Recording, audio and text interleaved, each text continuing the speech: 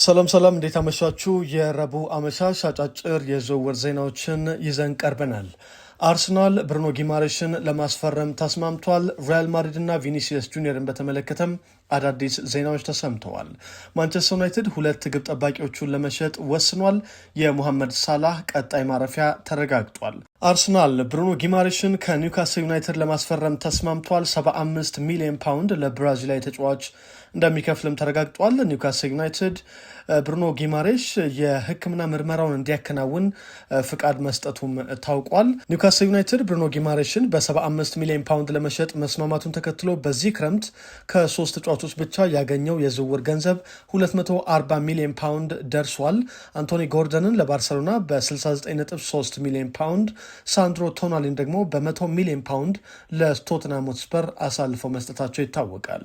ሪያል ማድሪድ እና ቪኒሲየስ ጁኒየር በዛሬው ዕለት የኮንትራት ማራዘሙን ጉዳይ መፍትሄ ለማበጀት ውይይት አድርገው ነበር፣ ግን አሁንም ድረስ መግባባት ላይ እንዳልደረሱ ነው የተነገረው።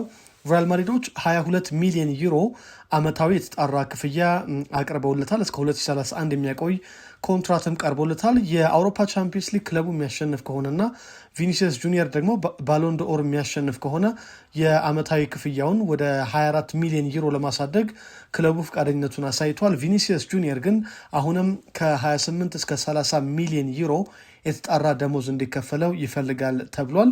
ይህንን ጉዳይ በቅርበት አርሰናሎች የተከታተሉ እንደሆነ እየተነገረ ነው የሚገኘው። አሰልጣኝ ሚኬል አርቴታና አንድሪያ ቤርታ ይህን ተጫዋች ወደ ኤምሬትስ ለማምጣት ሪያል ማድሪዶች የሚጠይቁትን የትኛውን ገንዘብ ለመክፈል ዝግጁ መሆናቸውም እየተገለጸ ነው የሚገኘው። ሌላው ከሪያል ማድሪድ ጋር በተገናኘ ዛሬ የተሰማው ዜና ያን ዲዮማንዴ ወደ ሎስ ብላንኮቹ ቤት የሚያደርገው ዝውውር ለመጠናቀቅ መቃረቡ ተነግሯል። ስካይ ስፖርትስ እንደዘገበው ከሆነ ሪያል ማድሪድ የአርቢ ላይፕዚጉን የመስመር ተጫዋች ያን ዲዮማንዴ ለማስፈረም የመጨረሻው ምዕራፍ ላይ ደርሷል። የዝውውር ዋጋው 120 ሚሊዮን ፓውንድ ይደርሳል ነው የተባለው። የአይቮሪ ኮስቱ ኢንተርናሽናል ከሊቨርፑል ጋርም ስሙ ሲያያዝ እንደነበረ ይታወቃል።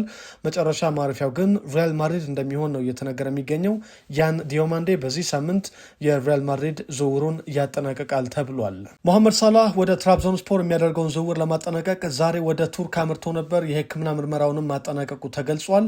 የቀድሞ የሊቨርፑል ተጫዋች በትራብዞንስፖር የ2 ዓመት ኮንትራት እንደሚፈርም ተገልጿል። ግብፃዊ ተጫዋች ስሙ ከቱርኩ ቤሲክታሽ እንደዚሁም ከሳውዲ አረቢያ ክለቦች ጋር ሲያያዝ ቢቆይም በመጨረሻ ከትራብዞንስፖር ጋር መስማማቱ ታውቋል።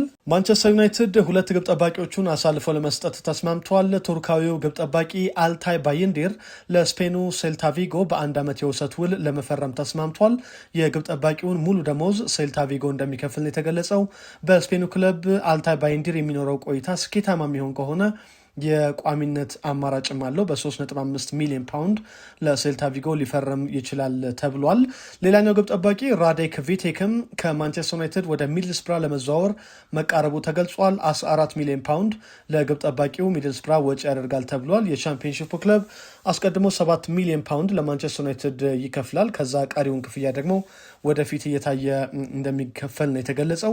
ዩናይትድ 35 በመቶ የግብ ጠባቂውን የወደፊት ሽያጭ መብት እንደዚሁም ደግሞ መልሶ የመግዛት አማራጭን በኮንትራቱ ላይ ማስፈረሙ ተረጋግጧል። ሁለቱም ግብ ጠባቂዎች የሕክምና ምርመራ እንዲያደርጉ ማንቸስተር ዩናይትድ ፍቃድ እንደሰጣቸው ተረጋግጧል።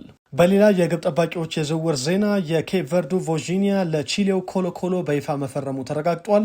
የ40 ዓመቱ የኬፕ ቨርድ ግብ ጠባቂ በ18 ወራት ኮንትራት ለቺሌው ክለብ ውሉን አስፍሯል። ግብ ጠባቂው በዓለም ዋንጫ ከኬፕ ቨርድ ጋር አስደናቂ ጉዞን ማድረጉ ይታወሳል። የቼልሲው የመሃል ተከላካይ ትሬቮ ቻሎባህ ደግሞ ለኮሞ ለመፈረም ወደ ጣሊያን ተጉዟል። ተከላካዩ በጣሊያኑ ክለብ የሕክምና ምርመራውን ለማድረግ ኮሞ ደርሷል። የ5 ዓመታት ኮንትራትም ይፈርማል ተብሏል። በአሰልጣኝ ሴስክ ፋብሪጋዝ የሚሰለጥነው ኮሞ ለእንግሊዛዊ ተከላካይ 25 ሚሊዮን ፓውንድ አስቀድሞ የሚከፈልና ወደፊት እየታየ የሚጨመር ደግሞ 5 ሚሊዮን ፓውንድ በአጠቃላይ 30 ሚሊዮን ፓውንድ አግሪመንት ላይ እንደደረሱ ነው የተነገረው። በሌላ የቼልሲ ዜና የአሰልጣኝ ዣቢ አሎንሶ ቡድን የራዮ ቫይካኖን የግራ መስመር ተከላካይ ፔፕ ቻቫሪያን ለማስፈረም መስማማታቸው ተነግሯል። እንደ ቢቢሲ ዘገባ ከሆነ የ28 ዓመቱ ስፔናዊ የግራ መስመር ተከላካይ በ16.3 ሚሊዮን ፓውንድ ወደ ስታንፎርድ ብሪጅ የሚያደርገውን ዝውውር ለማጠናቀቅ መቃረቡ ተነግሯል።